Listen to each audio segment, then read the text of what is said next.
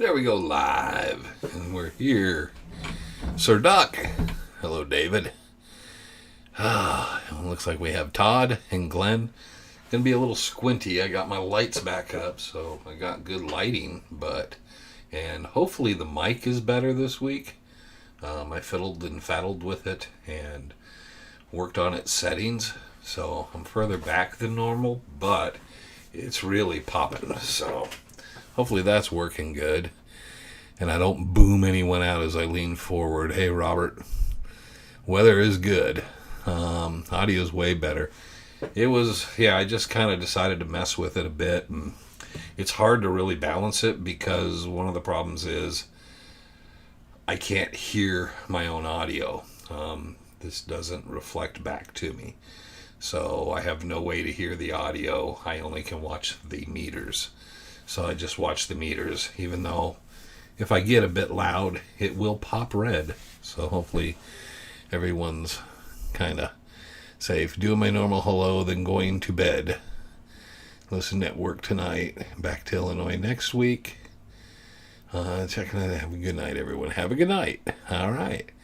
Looks and sounds good. Mike sounds good. Good evening, Wayne and company. And sounds great. Hey, Jax. Nice of you to pop in. But yeah, I hadn't used these lights. One's kind of yellow. I don't think it's as charged as much. But yeah, I wanted to bring them back up because I think it kind of visualizes better with the blue-black background and everything else. Tongue-twisted, tongue-tied. Kind of like what someone mentioned on this day in the Superstition Mountains. I said Liam Neeson, and I was saying Liam Neetham. So two different names, but very close and kind of a tongue twister. So anyhow, we have a toy. I've got a Goofy. I needed a Goofy, didn't I? Is Goofy going to be on camera? You're on camera, Rocky. Here you go. Go take that. Boys, go have fun somewhere else. Anyhow, I do got shadows now because of the lights. So I might have to watch those or mess with those here in the future. So there you go. And there's Hillbilly Bob. Yeah, Illinois is cold. Very cold. Yeah, this is what shirt? This is a Van shirt. I have my Van shoes too. My checker shoes too.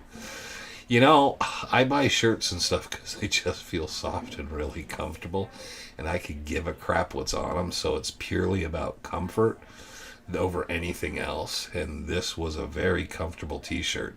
And what's very funny about this is Tyler very similarly likes very comfortable, soft clothes. So he has an identical shirt to this. Trevor, Tyler, myself, and my daughter Sarah all have Ramon shirts because the shirt I bought was very soft and comfortable. So we, in the family, we have matching shirts. So it is kind of funny when you come around the corner and everybody's wearing the same shirt. But I buy my shirts purely just for how comfortable they are and no other reason. There we go. But yes, in Illinois, it's very, very cool. Here in Arizona, it's very nice. It's actually cool, but it's a 64 degrees cool. Little breeze. In the evening, you can feel a little chill in the breeze coming off the desert and the mountains, but it is very, very nice. Next week's supposed to warm back up into the 70s, but the low 70s, so we're at that special great time of the year. The worst part about this time of year, though, is you want to get in the mountains. You want to really start getting out as much as you can, and there's so much going on because you had, well, for me, also Trevor's birthday last week, but you got Thanksgiving and then Trevor's birthday, and then there's other birthdays in the family around here around this time, and then you got the Christmas holidays, and there's so much happening that it's really, you have other things to deal with on the weekends, so you have to almost wait till January. But yeah, I'm going to try to slip out a couple times this month. So hello everybody. Hello. I hope everything's good at home. our friend, making sure I accidentally butt called you today, but that was just an accidental very quickly on your bat phone on the second line. But yeah, I'm just hoping everything's going well at home right now. I'm glad to see you're in here and you were able to get a moment to sit back and maybe spend some time and enjoy it with us. So, microphone's working better. Got the big lights up, which makes my face, well, no, I'm not shiny face, so I'm good. But everything good. I don't know why the dogs opened the door. That's why. I hope everybody, you can't hear everything down the hall because all kinds of noise being made and stuff like that. And there's our girl Lacey, and she's bartending, but she wants to say hi. So there you are. She's slinging the drinks, hopefully getting the tips, raking it in. Yes, I'm definitely hitting some trails before 110 degrees. Well, that's a ways away. Yeah. And it's not so much what the water moves around, it's what the ground reveals. There's that one story of a silver ledge someone found, and I'm trying to remember which story it was, where it got uncovered. And there is a place in Fish Creek Canyon, and it's just got tons of copper in the rock. You can see it, and if you're out there at the right time of the day, it, you know, someone might be fooled and think it's gold, but it just shines and sparkles everywhere. So if you get in there in the right time of the year, after water's come through, and it's just right conditions, everything's just lit up. You go there another time, there's so much sand and dirt and stuff over it, you don't see it. But I know where that spot is. I've wanted to take some people back in there sometime. It's a little ways back in, kind of an area that Frank couldn't get to, but yeah, it's a really nice canyon, and there should be some gold back in that area because there's so much copper back in there. Now, it's the kind of copper that the copper mines aren't going to be so interested in because it's very small amounts throughout the rocks and stuff. But it's kind of shows you the mineralization. There's quartz and there's a lot of copper, so there should be some gold back in there. Let's see. Taking it in. That's good. People should always tip their bartenders and waitresses. That was always something every second or third song. Tip them well. It's a hard life. Sometimes I knew there was some clubs where basically the girls that were working the tables and stuff, you'd be playing, and they didn't really make much at all, but they worked off their tips and stuff, and then people would just basically not keep the change or this or that between drinks, or we'll get you at the end of the night, and they really didn't. And that was always a shame because they would be, you know, on a busy night on a Friday or Saturday night, they would be busy and sometimes working multiple bands and just everything going on, and you're dealing with drunk people, which is not always pleasant. So they earn it, but there are plenty of times that they don't get theirs. So I always make sure when we're out and the waitress and whatnot, I've always said, as long as my drink's kept full, and it's not even if everything else is just perfect, but because the waitress doesn't cook the food normally. But you know, if my drink's kept filled, and even before I could even think of asking, there's another drink on the table waiting for me. That's a lot. So yeah, I always try to tip really well, make sure, because I know there's other people stiffing them or just being my dad was that way. You know, he'd go for the cheap breakfast, and it'd be like he'd go for that $1.99 breakfast, and he'd leave like $2.50, and I'd be like, come on, you could leave at least $3 or $4. The food was worth that much, but no, he was like that. Hey Dallas, hola. Let's see here. We got, have you ever been up the canyon south of Willow Spring, west side of Boulder Canyon? Okay, so you're talking Willow Spring in West Boulder Canyon, because Willow Spring is also Peralta Canyon, and there's a Willow Spring there, which is known as Peralta Spring. Okay, believe Joe, that would mean it's West Boulder in Willow Springs as of the Adolph Ruth Arizona Republic story. Okay, because that means it's Joe Roboto. Had talked about once being a covered mine. There's some mines back in there, east of Weaver's Needle. Well, that's way east of Weaver's because it's over the mountain and far away. There's some mines back in there, and I've been back in those areas. Randy Wright wrote a cool article.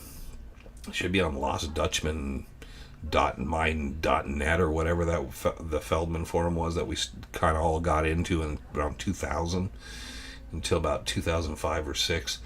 That forum there, he did a nice article on a hike. He went in with Greg Davis. Was it Greg Davis, or maybe he just went in with Jack Carlson? But he went on a hike back in there, and he did a nice write-up on stuff. We made a couple trips over in that way. I made a lot of trips up in that way, coming up the other way, and then dropping down in from the south, which is much different. And but I was much younger then, and silly and stupid, and not thinking of things. But not knowing that type of history. Joe was very, very into that for a long time. It was kind of funny because he was just so into that. I think it was because his Uncle Chuck and some of the family had camped and been back in there, and then he was really tied up into the I'm trying to remember the guy's name, the guy with the cave of bars, Harry LaFrance. He was into the Harry LaFrance story and all that stuff. And I don't know where Joe's head was at with it, because he'd changed his stance on the stone maps. So, but that was a big thing with him, because he believed the Harry LaFrance cave was back in there as well. I'm pretty sure. So that was, I've spent time back in there. Nothing to do with Joe or anything. Just, and I just told him, I said, I don't think the Lost Dutchman's back in there. I don't think Adolf Ruth was back in there. I don't know if Harry LaFrance was. But, there were some old drifts and some other things back in there.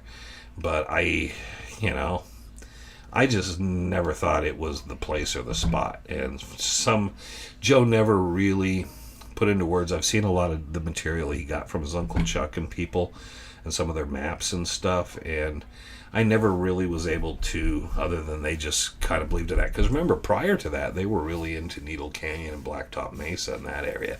And then they completely shifted over. And I have no idea. He would talk about stuff, but yeah, Joe was, I'm not going to say one-trick pony, but once he had a bone he was digging on, he was not going to let up that bone and look elsewhere. Going up to Crown King. There you go. Backside of Pleasant, yes. Floating in the dusk, going the old we used to drive up that way. That was the old drinking drive. Go up Lake Pleasant Road, all the way up by the old mines, by I'm trying to remember the name. Was it Palace Station? And some of the other places. There's the Orabelle, and there was a bunch of, there's so many drift mines and old camps back in there. So much of it got screwed up because I think as it got kind of popular, the wrong people started going back in there. A lot of people came from the north, and the Senator Highway, and then came south from Crown King down to there. But we used to go up through Pleasant, and there was a few old miners back in there with some claims and stuff. And there's so much mining back in there, and so many claims back in those canyons. It's unbelievable. Yeah, so okay. He was cool. Thank you for the info. Yeah, Joe and I got along really good, and Joe had changed his opinions and mind on several things, and we used to have some long conversations on the phone. First it was the forums, and then it was emails.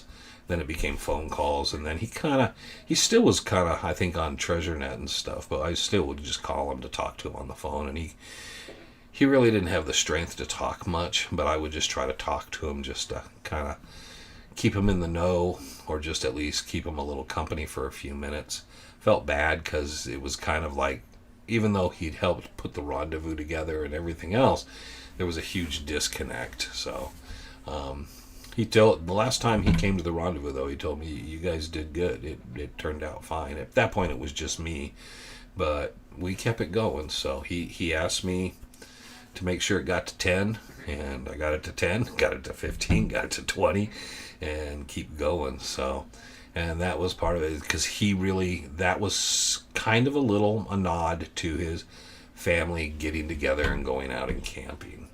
and he thought everybody should get together and that kind of thing. But I'm pretty sure it wasn't his. He was cousins or someone was cousins with his family with Obie Stoker. So he'd talk about Obie and stuff about Obie and stuff, and we used to go out to Obie's place. But he spent a bit of time in the mountains. But yeah, he could be very focused on certain things. And that's why I got that great Chasing Legends episode about the Roboto map. And yeah, that guy wanted to buy it off me. I'm glad I didn't, because I still have the Roboto map, and I'm very proud of it, because Joe made that. And he made them for a lot of people, but at that time I was one of the early recipients of it. And it was kind of, I'm definitely not a stone map guy, but Joe knew that, but he gave me a copy, so I've kept that all these years. You believe in the Jenkins Lost Ledge. Yeah, the Jenkins Lost Ledge has a lot of problems, and it sounds like it's different stories, and Barry Storm didn't kind of like took it his own way, and there was so many problems with it. I think, like any good story, it was embellished and changed and altered. I think there's something to it, though. I think it's just the problem is once... Yeah, you have to remember in that time period, too. And I have those collections, remember. Oscar Branson, Xanthus Carson, the big one. I forget his name. Anyways, I have collections of these guys, their manuscripts, their original articles, bills and receipts for these stories. Once these writers started to get a hold of stuff, it kind of like... really got altered.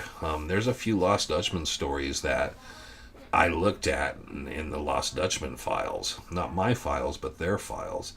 And their write-ups aren't recognizable to anything you or I would know or think of, because they were writing their own unique piece. So I think with Jenkins, I think there's something back there. The name is cool. I'm pretty sure that was Storm came up with the name for that. So, but it's one of those stories that I followed up, and it just, to me too, with the family, there was a lot of elements in it that I just couldn't reconcile. And then people say, well, there's this version is the true version. Once you get to the point, and it's like the Holmes story, which version's the true story? Oh no, you don't know the real story. You know you're starting to kind of get too far away from what the actual story was. And that's what I think the Jenkins story is. I think there was a base story. No matter how much it changed, there was something simpler, and it can be always over-exaggerated. How do we know if the board house is the quarter circle U or not in Whitlow? Because to get to the Whitlow, and think about this. Okay, let's just put this first perspective, because it's an excellent question. Because people go the milk ranch and the dairy ranch. There was a goat ranch and a dairy ranch right east of the quarter circle U. There was a woman with some children that were at the quarter circle U exactly at that time, because Cavaness had divorced his wife. It does reconcile, but here's the other thing. Waltz was going to take Julia and Reinhardt, put them in a wagon, and they were going to leave town. Now, she had an operating business, remember. So when they were going to make this trip in probably March, let's say March, okay? March or April. They're going to get in the wagon and leave, but they want nobody to know what they're doing. So it has to happen probably over a time where they can have someone else run the bakery, and they can get out and get back. Now, if you're going on the south end of the Superstitions, and even say if they were going out to the area of First Water, or if they were going out the area by Quarter Circle U, how far they would be going, how long it would take. Imagine going out to Whitlow. That is that much further. And how are they going around and getting there? Because remember, the road we think, the paths we think, are not the paths of then. The wagons could go so far, then you had to ride horses, and that's what Walt said. But if they were going to Whitlow, Are you adding another day, day and a half to that trip? And that's what I've more and more kind of thought about, is how far, how long were they having to be gone? That had to be something Jim Bark asked them. Is when you were making preparations, did he say how long, or how long to prepare the trip for? Because that tells you volumes. Now, a horse will travel, the wagon and the horse. It's not much different than walking. It's easier for carrying stuff, but it's still going to be 3-4 miles an hour. It's not going to be that much faster. So you're still making the same time. You're just not having to walk all of it. So putting all those factors in consideration, Whitlow seems to fall out of it. So everything, and then you take, if the two soldiers are coming out, it appears that they're looking at the same place. We know the Cavanis Ranch was operating at that time, even in the earliest time, because remember, we don't know when Waltz is out there either. The only clue we have of his time out there is he told Julia. Julia said the last time Waltz said he'd been to the mine to grab that second cache and kind of check on things and kind of disperse some stuff and then come back to town was 10 years before. So you got to figure it was around 1880. And then after that, shortly after that, he's sick. And then he probably never is healthy enough. He's older. And he had pneumonia. And things didn't look good. And he signed everything over to the not Marlar Brothers. The Starr Brothers. He signed everything over to them. So he probably, after that point, yeah, it's very obvious he probably didn't go back in the mountains. When he goes to go back with Julia and Reinhardt, it's because he can't go alone. He needs some help, someone to be with him. Probably is unstable, getting in and out of the saddle, certain things, but whatever. It's just he's more limited. And he has to know they're limited. I mean, because he even tells Reinhardt, right, we're not going to mine the mine. We're not going to the mine. That's a difficult place. We're just going to get this cache. I'll kind of show you guys where the mine is, but that doesn't matter. So that makes the most sense, that it keeps you further over west. Plus, always remember all the things he said. And, no prospector's going to find it. And he said no cowboy's going to find it. So it's going to be in rough terrain that the cowboys stayed on their horses. And on top of it, the prospectors wouldn't see it for anything it was and wouldn't be up in that area. So it wouldn't likely be more central west, more and more. Every story points to it. It's where Reinhardt and Herman and Julia and all them continue to search in the Western superstitions, no matter what anyone tells you. Bob Garman's last trip, in his book, he was searching for Herman, and he's out on the south end of Bluff Springs when they get that waylaid by those guys. And that's telling, because he was only searching for Herman, and then once he got back and found Herman was dead, he quit going there. So everything leaned them there that way. Those are the guys that had the best information, the most directions that we don't have, that had a lot said to them. Guys, settle down. Anyways, okay. See, then they screw it up because they run in and out. The Dutchman said the mine is in a place where nobody would think to... Well, he said several things, but do you think it was because the minute... Well, that's the thing you don't know. Now, Jim Bark probably asked certain questions, but did Reinhardt and Julia know enough to ask? Well, does it mean... It seemed to imply that it was an area, maybe not mineralization, that there was no dump. He did mention that they'd thrown all the tailings from the area off the edge. So it would be in an area where you wouldn't see the tailings. He said the tailings couldn't be seen. So there wasn't a tailings pile, which should tell some people who have found it because they found the tailings pile. Nah. But, yeah, and I've never seen anyone find kind of something that fit the exact story, because the story seems confusing, but it would maybe not be so confusing if you found the right spot, which is what I always think. It seemed to be very unique all the way around. I thought Walt said the mine... No, Walt said there was plenty of gold in the mine still. They hadn't stopped. They stopped because they were going to still mine, but there was still plenty of gold. But they were just going to get the cash because he didn't feel the three of them were in any way suitable to mine the mine, because Reinhardt... Okay, so hold on. We have to maybe take a break. Someone is getting upset. So, someone is... That's funny. She'd be horror-stricken if she knew her voice was coming over this. My lovely daughter. Getting ready to have a meltdown. But no, they only wanted to find the cash because he felt there was enough in there for all of them. Remember, too, before he died, there was ore there. So he was just looking at sustaining all three of them and do that. When he died, again, Reinhardt on record said the ore that was under his bed, the ore that was after he had died, was just for Julia. It wasn't for anyone else. That was for Julia, for taking care of him and being his friend and so forth. The mine was what would be split amongst them, the two of them and whatnot. So Reinhardt felt like it was good enough, and then the cash would have been fine enough. Think about what they were making. A day's ride from the board house. Yeah, and you figure, but if it was a day's ride from the board house, where are they leaving the wagon, right? Would it surprise anyone that if it was somewhere up above the Dayside Cliffs, it's an area that doesn't show mineralization, there's plenty of cliffed out areas that would be hard as hell to get to. I've seen Tom Collenborn ride horses in places that nobody should be able to ride a horse. So back then people were a bit different about doing things, but yeah, it would have to be a place where they could have to stop the wagon and they would have to take off by horse, which meant they had to veer totally off the beaten path.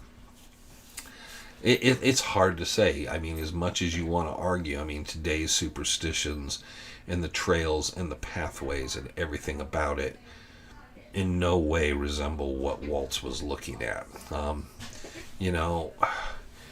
And who knows what he meant by the military trail, We do not have any specifics. That's why I always say, whatever John Spangler had from Jim Bark, there's stuff in there that if you're looking at it from a centrist point of view, it could be very revealing.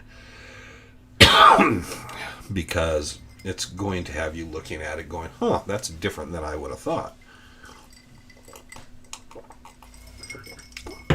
If you've been listening to the Holmes Clues all these years and believing in that, you're going to try to matrix things to you, which is someone recently in the last X amount of years who felt they found the Lost Dutch Mine, was never a fan of Holmes, but then they one time were talking to me and they seemed to be kind of throwing garbage at Petrash and Julia Thomas and Jim Bark, and I was really surprised because if it wasn't for Julia and Reinhardt talking to Waltz, none of this would have happened. And then Jim Bark, them coming by his ranch and him talking to them, and then Reinhardt approaching Bark and all that, none of this would have probably happened. We would be just relegated to a few newspaper stories and secondhand stories. It would be a very, very different tale. But these people hear the Holmes stuff, and then they start going. So what this person had done is started taking the Julia Thomas, Reinhardt, Petrash, and Jim Bark stuff and pushing it aside. Now, there's no doubt whatsoever that Julia Thomas knew who Jacob Waltz was. No doubt that Reinhardt Petrash knew he was. Remember, Dick Holmes, when he took Brownie Holmes to show him the gravesite of Jacob Waltz, took him to the wrong section of the cemetery.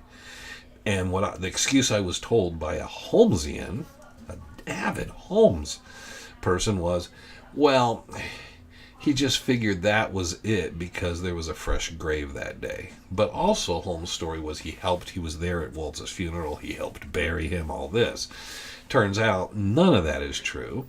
Reinhardt Petrash was the one involved very much so with all that, and that Waltz is buried next to his brother.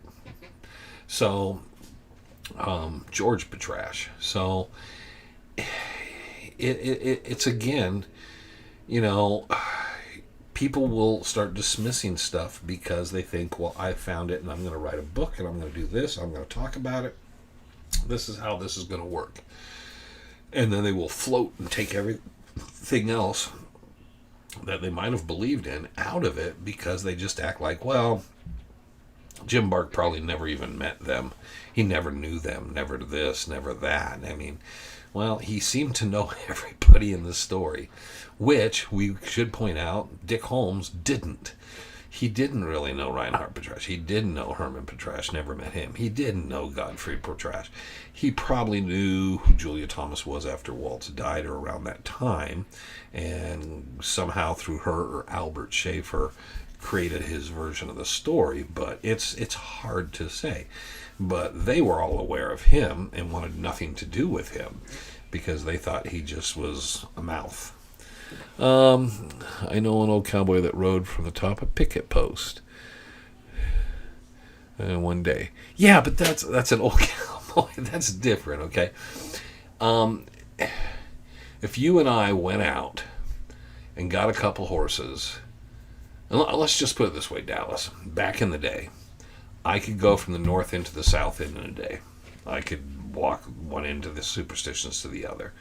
And yeah, I could start at just before sunrise and get out at the south end and have someone pick me up when the sun's dropping. And I could do it. And I could do that and go to work the next day. I couldn't do that now. Now, so let's always take this into account when we're telling this is Waltz kind of drops certain things about it, but then let's take in, he's going with Julia. He knows Julia. He's going with Reinhardt. Reinhardt's going to walk beside them, so he's going to slow them down. Remember that. So how hard, how far, because they're both riding horses there. So it has to be a place you could ride horses to. It was the only thing when we found the alternate route to the pit mine, the Silver Chief, along the ridge, that I thought that might be something you could put in the positive column. Because on that ridge side, you could take a horse, and two people on horseback and a person walking could get there. And I'm not going to say names, but there were people that made that trip pretty easily. They would act like it's a rough trip, but, you know, we just recently, Dallas should know this, he just recently took someone on a trip that is like a cakewalk trip. There's bushes. It's rough. It's rough because there's catclaw and stuff, but it's not hard. It's, you know, it's an easy walk, and yet the person acted like it was like just overwhelming, and the next day they were complaining to me about it, how rough that Thursday hike with Dallas was, that Dallas nearly killed them. And I was thinking, I'm sorry, because, you know, he was being serious, Dallas. That is not that rough of a hike. That should be a hike you could do on a bad hangover. No problem. Let's see here. Yeah, so Dallas knows the old cowboy well. I know a guy named Tack Jucker. Is that covering it up enough? But yeah, let's take you and him and see how that works. I think if we would have taken him into Marks Canyon, you'd still be working your way back. And I had a bad day that day, man. Hour and a half, 2 hours sleep. And that was a rough one for me that day. But I had a blast. Thank you, Dallas, and everybody went on that. We had such a good time. That was such a great hike for me because the last time I did that with Trevor, he was a little one. And it was cool because I took a lot more time than I should have just because we were checking on people, but I really wanted a space away from people.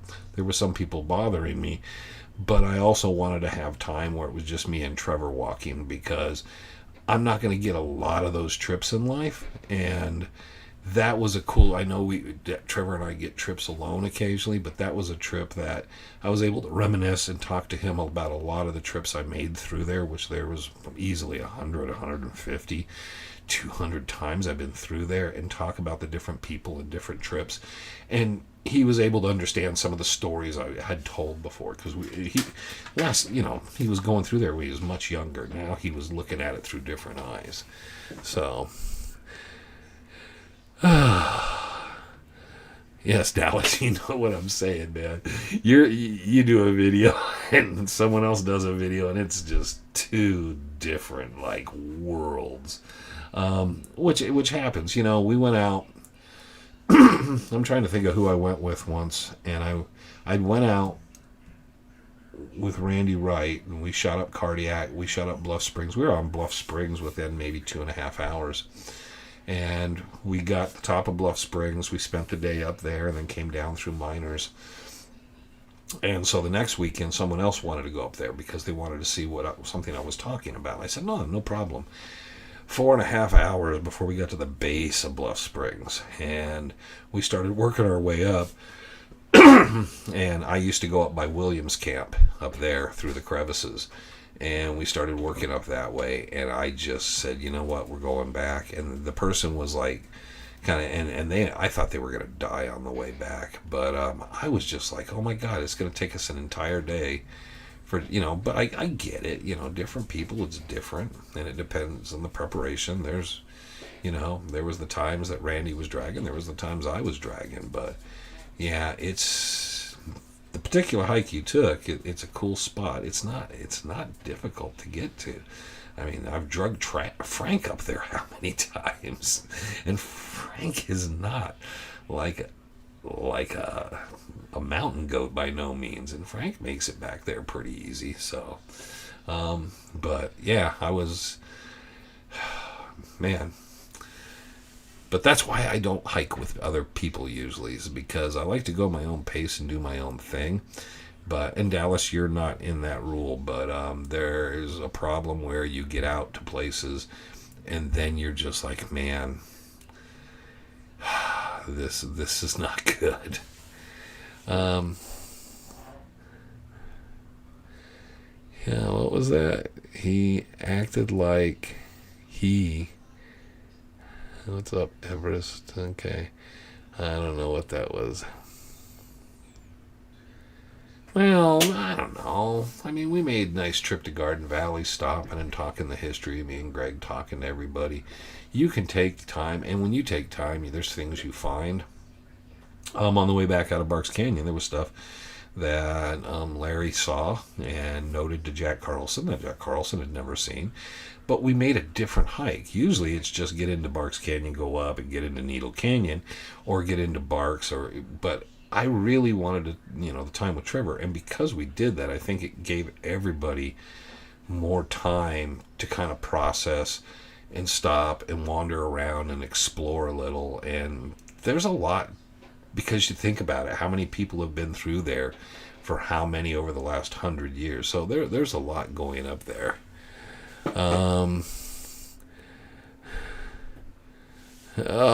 But anyways, it's not, and it's not to criticize people. We went on one hike at the Rendezvous. We went out, and guy we didn't know, he just got his knees replaced, and he had a bad heart. And he mentions this after we get out and are there, and he doesn't think he can get back. And we're like, man, why wouldn't you? Because we made it clear that it was going to be nothing, terrible. I don't think Barks Canyon and Cardiac's terrible, but it was going to be a bit of a rough one, because we were going to be off trail for quite a bit of it, and coming back, the route we were going to take was going to be off trail. And the person just acted like it was all good. He seemed fine. And then once he put like that time in, it's not the miles, it's the terrain, he looked like he was dead, and everybody was pretty concerned about him. So, but better late than never. I added the then. Anyways, and not, again, it's everybody's each to their own, which is why I hate to do the hike stuff. And I like being on my own, because on my own, I can go whichever direction I want. I don't have to be waiting on anyone else. I don't have to be concerned about anything else. I can just do me. If other people are there and something happens, you never know, someone who's diabetic, or someone suddenly has a heart problem, or they twist an ankle, now it becomes a different concern. And you feel you feel responsible if you're leading that hike. So I didn't mind going along in hikes, but I liked the ones we did back in the day. Jack Carlson, Greg Davis, a bunch of us would go, and Greg and Jack and a few people would be out there kind of in the lead, and then Randy and I would tag along. And then at one point in the hike, once we were tired of some of it, we would just bolt off. We would head off trail and just disappear. And we just tell someone, hey, Greg, we'll see you guys later. We want to go check this out. And, it's taking too long this way, but you guys have a good day. And we would just bump off and we'd be gone. So, but that's always cool to do. So you get a little of the camaraderie and fun hiking with other people. And then you also get to do your thing. Jack was okay. They hike in Utah.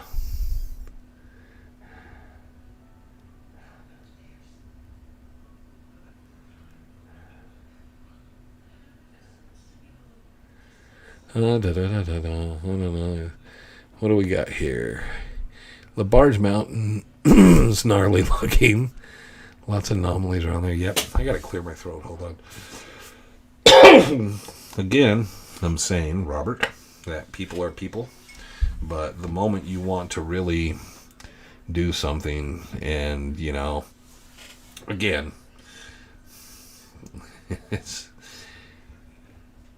everyone has their own capacity. And there should be an awareness, and I don't want to have to worry about other people's capacities is one of my problems. In a group, I'm a different person than outside of that group. And Trevor will be the first to tell you that a simple hike become a nightmare for you with me, because it's literally, we're going to go straight up this and we're going to go across that, and I want to see what's on that ridge.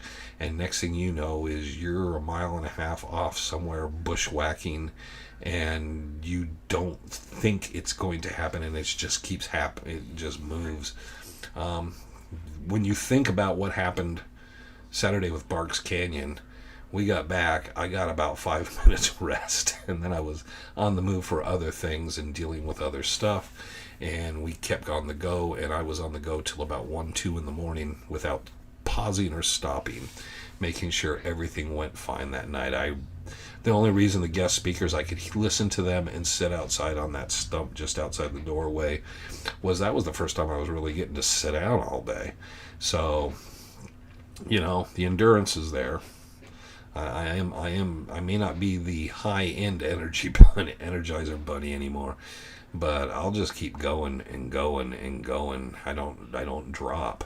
But it's just, to me, it's just better to be focused and on your own thing. And Frank has said it would be better for me and Trevor to go out with cameras and just film what I do, and just the perspective, and kind of people witness that, because it's much different. And I'm sure Dallas does the same thing. I know Derek Papsky does. You just go out there and you're just almost sometimes aimless. You're just freaking running around having a blast in the desert. And again, it's just, different mules. So I'm not a thoroughbred no more. But yeah, but I'm not there to make anybody feel bad while we're out there, or a nightmare for them. I've made plenty of people to quit going in the mountains because they went hiking with me one time. I agree, I always like hiking by myself. Yeah, well, you stopped going alone. I still love going out and being out by myself. Stairway to Heaven, a trail to hell. It is a fun one. Too short and couldn't see over the brush. Oh, we make so much fun of Jack. We have to understand he's an experienced demonologist, ghost hunter, and UFOologist. So, there you go. And Dallas just couldn't get enough. He had to take him up to Crematory Rock, too. He just got to keep taking him out. But Dallas had some legs, because I don't know why my throat's getting worked up, but Dallas took that one group out, then he came back, and then he took a group out to Cardiac, then he went out with us to Barks.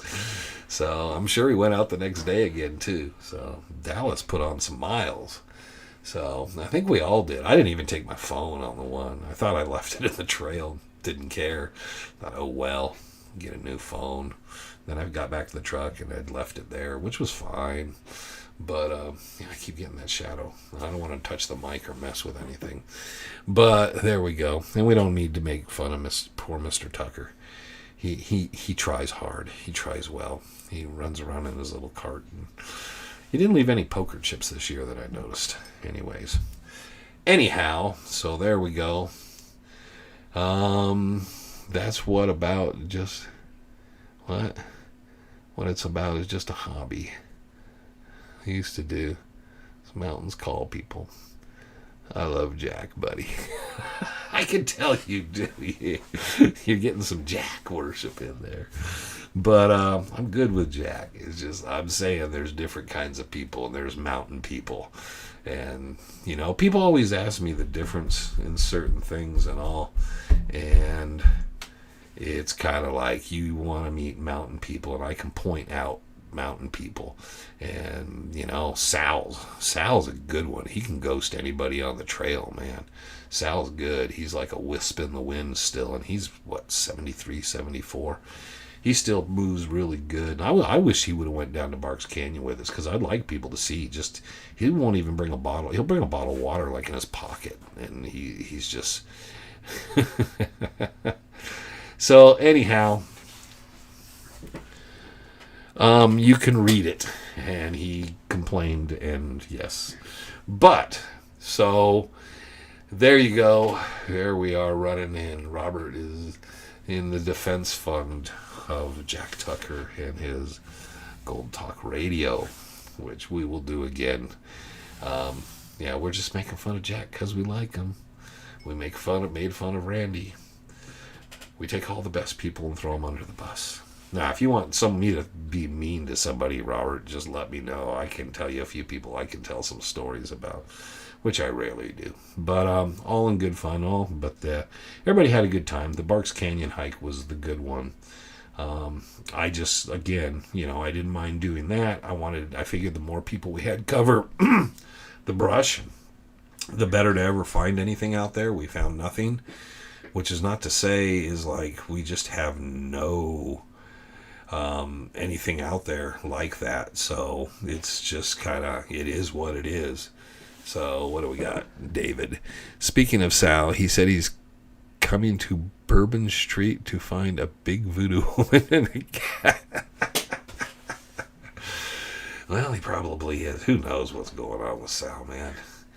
Putting him in a room with a therapist, the therapist would have to be put away and put in a straight jacket, man. Yeah, Sal, man. Sal. What is it Shoes always says? Sal's a trip. And he is. He's a trip there and back. And so, man, I don't know. It's just things, guys like that, just so much stuff. Oh, there's the Mr. Kim Johnson. Webster's Dictionary has a pick a Sal under the definition of desert rat. Love you, Sal. Yeah, it's a pretty wild looking desert rat. Yeah, man. Sal is like one of those people that you don't realize how many miles he probably puts in a day on his legs until you witness and kind of quietly try to observe him.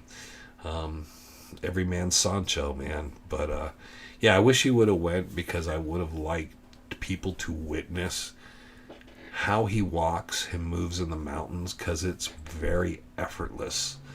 And it's literally like he weighs like a feather. You can tell a guy that spent so much time learning how to walk, how to move. And he's definitely there. Some of us get older and lose it. He somehow, probably because of just how his lifestyle has continued to be, Sal still moves like a guy probably 20, 25 years younger. He's very, very loose. And that's a big, important thing, too, because that's one of the things is everything tightens up. It gets stiffer, and the ligaments and the tendons and stuff. But, yes, old Sal, man. Definitely a desert rat after my own heart.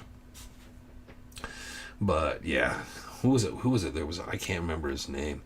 Someone that talked about they went in at first water, put a pebble in their mouth and a sip of water, and then didn't swallow the water and spit the pebble in the water out once they got to Peralta. And I'm like, well, And they were like, that's how the Indians did it. And I was like, but why? I don't understand. It's kind of like climbing Mount Everest. I don't understand, because why didn't you should have been thirsty at some point. I've been out there with very little water and stuff, not by choice sometimes, but I'm just thinking, but why? Because did they give you the leadership staff or something? I don't understand. Is it just, are you competing with yourself? Are you competing with something? And he posted this on a forum, and that was what was kind of funny, is everybody was just like, why? It's funny. So I found a painted rock in Barks on our hike that a hippie made, but nothing else. Well, there you go. There you go. Yeah, I always had the sense of humor, and I told Randy and I've told Trevor about things I wanted to do, and I thought, I don't want to do it because I don't want to be one of those people that does stuff like that. Like, wouldn't it be cool to get about 5 or 6, 7, 8 Spanish mule shoes and just leave them in various places, do things that just are going to just really stir things up? Get an old Spanish helmet and just lay it out in the back with a sprinkler and get it all rusty and nasty looking, and then just throw it in a wash, partially exposed. But then what the problem is? It probably will sit there for 20 years because nobody will bother to look at it. Which we did something like that once, and then I gave all the clues, and I thought, these are treasure hunters, blah, blah, blah, and nobody could find anything and figure it out. And then we went to the Lust for Gold, A Race Against Time premiere, and they did a treasure hunt.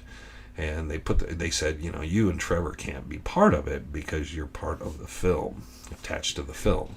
So you can't win a prize or anything. But I said, can we compete? And they said, yeah, you can compete, And I said, because I just want to see how well we do against just ordinary folks and all. To be honest, I think we were like 30, 40 minutes ahead of everybody. We blew everybody out of the water, me, Trevor, and Tyler. And it was just your focus, your thought process, and everything. We had nothing to do with the treasure hunt. We just participated in it. And we just blew through it like just nothing. And I told Trevor, that shows you the difference in perspective. And I said, that's, all these years of all this stuff you're doing. And then you had the three of us, both boys who were wide-eye open, but they were very attentive to things too. So there we go. And let's see. Oh, we got the painted rock. So I don't know if we've lost everybody, if we're about done. We're getting close to being done. But yeah, we are. There we go for Good Friday. So we had a good time. Yeah, again, we go up in the mountains and we do. And that's one of the things about where people say, let's do a group hike. And I kind of shy away. Again, people also have to remember the group hikes. We did the one video because it was an anniversary for the Dawn's Trek. I generally don't want to do those things, and definitely not the Rendezvous. There's very little video ever from the Rendezvous that we've ever taken. I always kind of shy away from doing that stuff because I don't want to exploit the very thing how important it is to all of us. Barks Canyon, Trevor took some film, and I said, did you get anything we could use at all? And he said, yeah, it's people walking. It's people walking. It's people walking. I wanted to go to Barks Canyon. I stayed back, and Julie told me all about it. Yeah, did she meet Jacob Waltz on the way? I don't know. Julie looked pretty gassed out. I don't think she made it all the way down. There was Julie and Chris, and some of them stayed up the hill from us and sent someone down to tell us they were turning around and going back.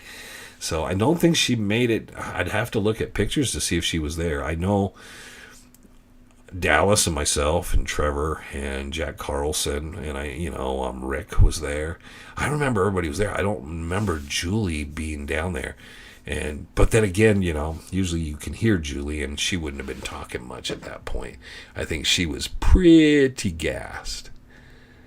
That was, you, because didn't they just stop I'm trying to think. They stopped up the ridge. Yeah, they didn't go down to the nicest place. It was like there's a perfect place to relax. That's what I was figured everybody get there, and they didn't want to do that last stretch. I don't know where they. Yeah, it was. Yeah, that was. And I was surprised too because there was a group of people that do quite a bit of hiking, and they seemed to really struggle with all that. But we had a good time. So, I mean, we'll have to all sit here on these one of these Fridays and talk because I've been thinking Fremont Saddle to Lookout Point. I don't know if we want to do Cave Trail because that's a rough one and it's going to take us quite the day. I'd love Greg Davis to go with us to take it. Yeah, she's related. Yeah, she is related to. She is Jacob Waltz is a great uncle. Yes, okay. Robert, I hate to tell you something here. Yeah, that story. There's a few of those. Sal's also one of the surviving members of the Peraltas. Well, actually, his grandpa was. No. Yeah, I'm trying to remember when Julie came up with it. It wasn't initially when she first started coming up with that story. She came up with that story later. So Kim Johnson could tell you stories about Julie. He's such good friends with her. Yeah. She has the storylines. And again, I don't know if you were around when I told the story when she was sleepwalking. I told her with her sitting there. She was like, there was a very nice lady. Very crazy lady. So I always will say she's very nice and there's moments you can tell her that's enough, but yes, she is unique. Gear up for Christmas. Time to gear up for Christmas. I'm trying to kind of I don't have a lot of wall space left or floor space left. It's gotten to a point where things have to be uniqueness. Yeah, I mean Kim and Chris were blast. Just the arguing, and then Steve and Kristen, and then they kicked Steve out of camp. She is Jacob's niece. Just ask her. Oh, Lone Tree. That's what I was thinking. Dallas is do the hike because it's really simple, easy coming back down. Everybody should be able to cruise it. It's kind of nice going up. You can do Lone Tree Hill. Take everybody out southeast and looking down into Needle Canyon for a little bit of a side hike. You could take some people, if some people get up early or whatever, we could have someone branch off and go to Geronimo's Cave, even though you still want, the problem is you want to be back for everything. Went to bed Saturday. I had enough. Let's do it. But yeah, I want to get up on the cave trail because I want to look for that stupid fortress thing I saw when I was a kid. And that trip may be coming because I've been talking to Trevor about it. I said I'm kind of getting jonesing to really see if I can find that thing because it's one of those things that's really bugging me back in the back of my head. I have pictures of so many things in the mountains and I don't always share pictures and stuff, but I don't have a picture of that. I wasn't carrying camera when I was out there at that time and stuff, so I would really like to get a picture of it and look at it very up close all the time. So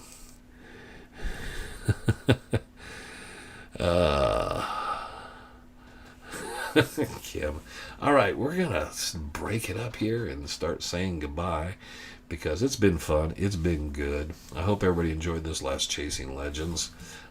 It's definitely one, you learn the experiences. Remember, I also went through the thing where someone tried to sell me the letters, which I was very disappointed in because I thought, man, that would have been so cool to get a hold of actual letters from Reinhard Petrasch. It's, but it is what it is. Good seeing everybody again. See y'all next time. Yep, everybody will be around I don't see anything getting in the way on Fridays. Kim, I know I'm not going to see Dallas. Kim, hopefully I'll see you at the Dawn's party. If not, then I'll see you some other time.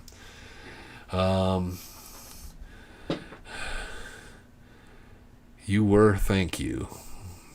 were? I don't know.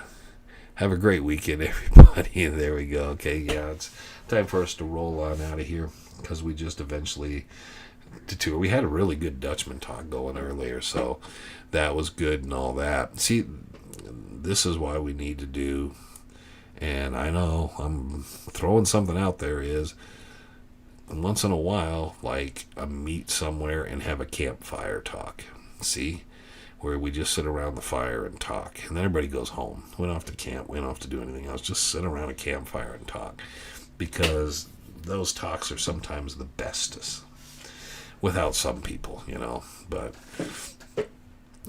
yes, and Larry, take care. Dallas, take care. Wish I was seeing you this weekend. Kim, hope to see you. Okay, we are going. Good. I'll see you down there. So, steak dinner. So the other guys miss out. Yeah, some Dutch. And to me, it just sounds fun just as, just to be around the campfire and here and there. I have a location that matches the Peralta treasure map exactly. You came in late. 16 points out of, what? 10 points out of 10 points. Want to go gold hunting and reply with contact information. The Peralta treasure map. What's the Peralta treasure? I don't know. Okay. There's the Peralta mines. There's like a bunch of them. But okay, you guys have a good time at Christmas party. No problem. I'll eat some steak and have a beer for you. Yeah, you take care of the family and the wife. And when you guys are out of the woods and all's good, just send a text, say all's good. But otherwise, hey, let us know when everything's going well enough and you're up and about and she's doing better, which will be more than a few days. So take care, Larry. Play some guitar. I'm going to do that as soon as I get out of here shortly, and a few other things. Yeah, I can see it when I get the shadow. Okay, so I'm going to have to work on that. Anyways, everybody take care. Catch the Chasing Legends on Monday, which we've yet to film still because Trevor has not been around at all this week. But we'll be getting to that, and then we'll see everybody next week on live. So enjoy, everybody. Thanks for the time. Thanks for the memories. And we'll see you again next Friday. Hasta la vista. And have a good week.